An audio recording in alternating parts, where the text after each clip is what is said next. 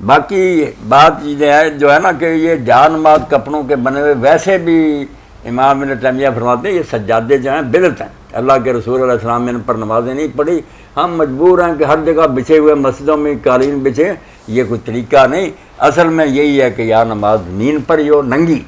یا کم از کم جو ہے نا یہ نباتات جو ہیں صفحے وغیرہ یہ ہونی چاہیے، یہ کپڑوں پر جو سجدے وغیرہ نا یہ تو عیاشی ہے کہ ہم اپنے ماتھے کو مٹی نہیں لگنے دینا چاہتے، کیا ہے یہ سجدے اور کیا ہے نمازیں؟ مولانا بری بات۔ اب صورتحال یہ ہے کہ اذان ہوتی ہے تو بندہ کہتا ہے کہ فلاں مسجد کے اندر جاتے ہیں کہ وہاں کارپٹ بچھا ہوا ہے، بہت اچھا ماحول ہے، قریب والی مسجد کی بجائے دور والی مسجد میں صرف انہی سہولیات کی بنا پر جاتا ہے۔ یہ بندے اپنے آپ کو اللہ کے سامنے ذلیل نہیں کرنا چاہیے، وہاں بھی تکبر ان کے ذہن میں پھنسا ہوا ہوتا۔ حضرت عبداللہ ابن مسعود رضی اللہ عنہ نے ساری عمر زمین کے سوا سجدہ نہیں کیا، انہوں نے صف پر بھی نہیں کیا، ننگی زمین پر ماتھا لگاتے تھے کہ مٹی لگے۔ حضرت عمر بن عبدالعزیز رحمۃ اللہ علیہ کہا تھا کہ وہ جب ان کے لیے مصلی بچھاتے تھے لوگ تو وہ مٹی منگوا کر تھوڑی سی اس جگہ پر بکھیر لیتے تھے جہاں سجدہ کرنا ہوتا۔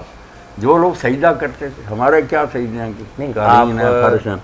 اگلی بات پھر مولانا یہ ہے کہ حرمین شریفین جاتے ہیں تو ایران کے حجاج کرام اور عراق وغیرہ کے جو اہل تشیع جن کو ہم کہتے ہیں تو وہ اپنی بغل کے اندر ایک وہ کس خاص قسم کا جیسے مطلب کہنے کا کہ وہ ایک جائے نماز رکھتے ہیں، وہ چٹائی کے اوپر بچھا کے اس پر سجدہ کرتے ہیں، چٹائی پر سجدہ نہیں کرتے،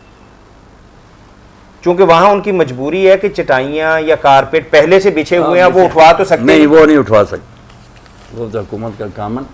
اب وہ تیلیوں کا بنا ہوا جانماز عموماً ہر مرد عورت کی بغل کے اندر دبایا ہوتا ہے حرمین شریفین میں، حج کے دنوں میں، عمرہ کے دنوں میں یہی کرتے ہیں نا کہ زمین یا زمین سے اگنے والی نباتات یا ان سے بالکل اسی طریقے کی چیز ہوتی ہے،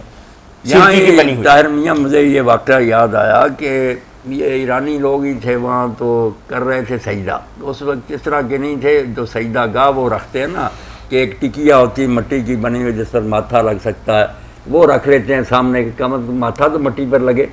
تو رکھ رہے تھے۔ آ گئے شرطے، انہوں نے کہا شرک شرک شرک۔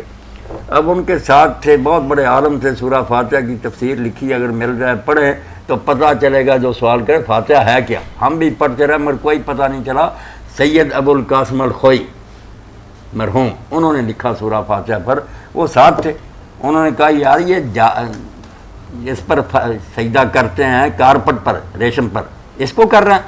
وہ شرک ہے؟ کہنے لگا نہیں، وہ تو صرف اس پر کرتے کرتے اللہ کو۔ اس نے کہا یہ خاک پر سجدہ کرتے ہیں، خاک کو نہیں کرتے۔ سمجھایا نا جب کہ عقل سے کام لو کہ تین چیزیں ہوتی ہیں، ایک مسجود لہو کہ سجدہ کس کو کرتے، وہ اللہ کو کرتے